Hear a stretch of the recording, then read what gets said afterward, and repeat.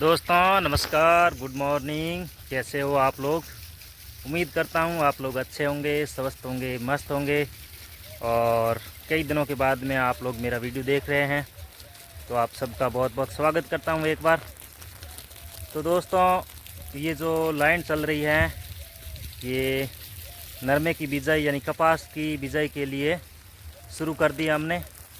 और पिछली जो फसलें हैं वो सब सरसों, जीरा, गेहूँ, इसबगोल, जितनी भी सारी फसल थी वो काट ली है, काट कर निकाल भी दी है और मंडी भेज रखी है। अभी तक बिकी नहीं है, वज़न नहीं हुआ है, कितना हुआ है वो सब कुछ मैं इसी वीडियो के अंदर बता दूंगा आपको। तो कई दिनों के बाद मैं व्लॉग डाल रहा हूँ, तो आप लोग पूरा वीडियो ज़रूर देखना। और पूरे 1.5-2 महीनों के बाद में वीडियो डाल रहा हूँ मैं। मेरा मतलब मुझे टाइम कुछ अब थोड़ा थोड़ा मिलने लगा है, क्योंकि पिछली फसल काटने में लगे हुए थे और बहुत ज़्यादा बिजी थे। फसल काटना, ऊपर मौसम ख़राब और बहुत परेशानियाँ होती हैं खेतीबाड़ी के काम में, इसलिए वीडियो नहीं बना पा रहा था। और कभी कभार कोई 2-4 वीडियो डाल दिए तो बड़ी मुश्किल से डाले हैं। तो अभी ये जो लाइन चल रही है ये कपास की बिजाई के लिए शुरू कर दी है। और आज वैसे 23 अप्रैल हो गई है। 23 अप्रैल को ये लाइन जो है कपास की बिजाई करने के लिए शुरू कर दी है और लाइन चल रही है। और ये जितनी भी आपको ज़मीन दिखाई दे रही है ये सारी यहाँ पर कपास की बिजाई करेंगे। तो आप लोग इस वीडियो के अंदर बने रहना।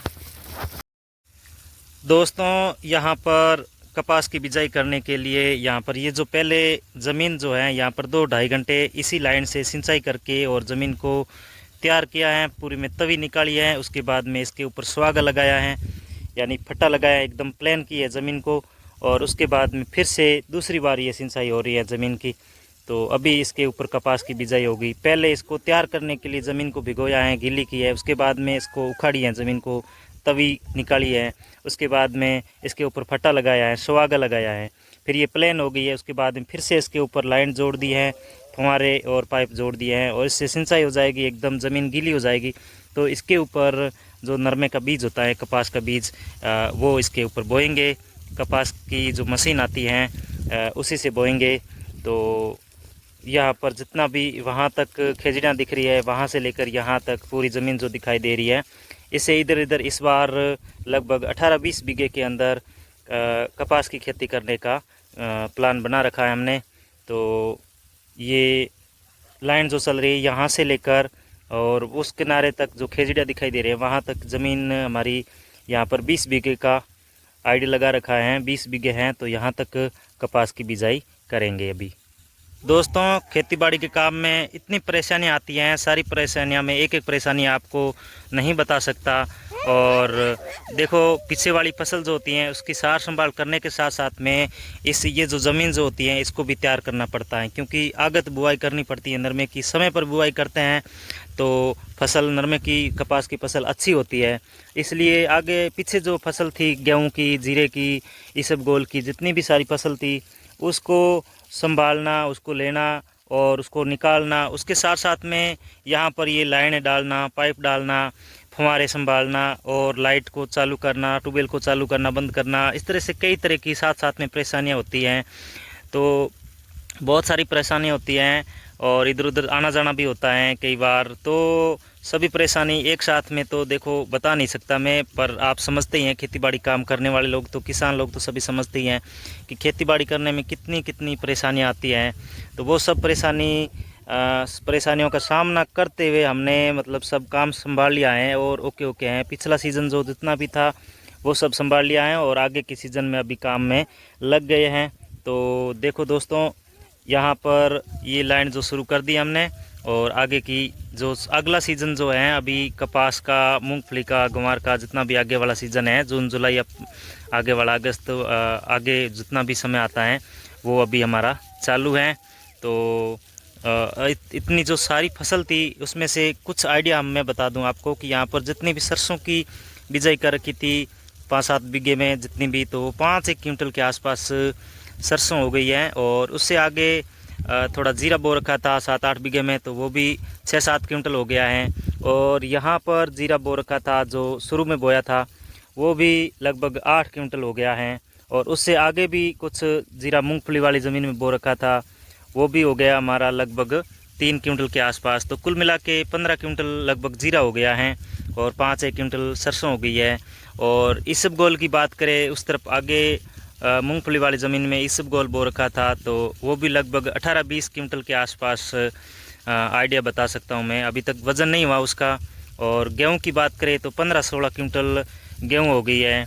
और इतनी सारी फसल जो है हमने निकाल लिया है और अभी आपको मैंने बताया है अगली फसल की तैयारी में हम लोग लगे हुए हैं।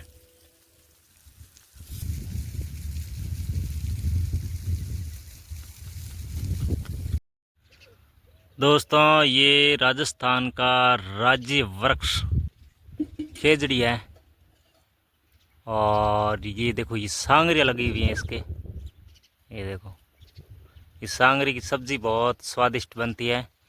पिछले साल तो सांगरी देखने को भी नहीं मिली थी यहाँ पर। इस तरह की खेजड़ियाँ है तो सही, ये इधर तो नींब खड़ा है लेकिन यहाँ पर खेजड़ियाँ हैं।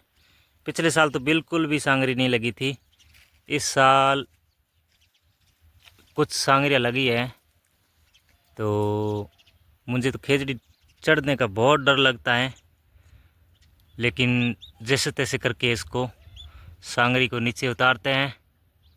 और उस तरफ से ये तार भी निकल रही है पास से 11,000 kV, तो इससे भी थोड़ा बच के रहना है। और ये वैसे तो थोड़ी दूर से चल रही है तार।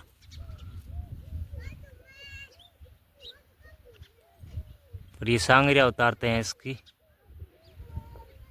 इस साल की सांगरिया अभी तैयार हुई है। वैसे तो बहुत सारी सांगरी लगी हुई होगी, पर यहाँ पर खेत में खेजड़ी बहुत कम है। तो ये घर के आगे ही है। यहाँ पर ये खेजड़ी 2 खड़ी है, फिर इसके तो बिल्कुल भी नहीं है। इसके है खेजड़ियाँ, सांगरिया सॉरी, यहाँ पर लगी हुई है। इसको उतारते हैं अभी। मनीष, सांगरी उतारा। ये बोल रही है सांगरी की सब्ज़ी बनाएंगे, सांगरी उतारो। पर इसके अंदर कांटे हैं, ऊपर कैसे चढ़ेंगे देखते हैं। ओ, ये कांटों की छंगाई करके और ऊपर चढ़ रहा हूँ मैं।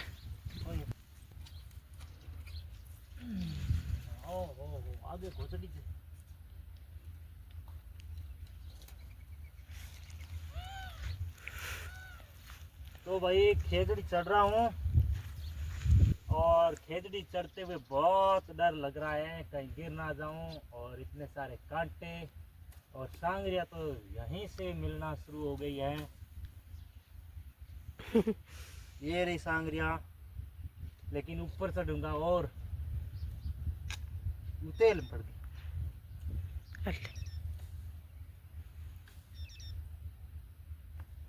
एक कांटा है, चलूँ तो थाने बहुत झटपट आपड़ी घर पर तो कांटा है। 1 मिनट रुको है। ओहो, कांटा भाई रे कांटा।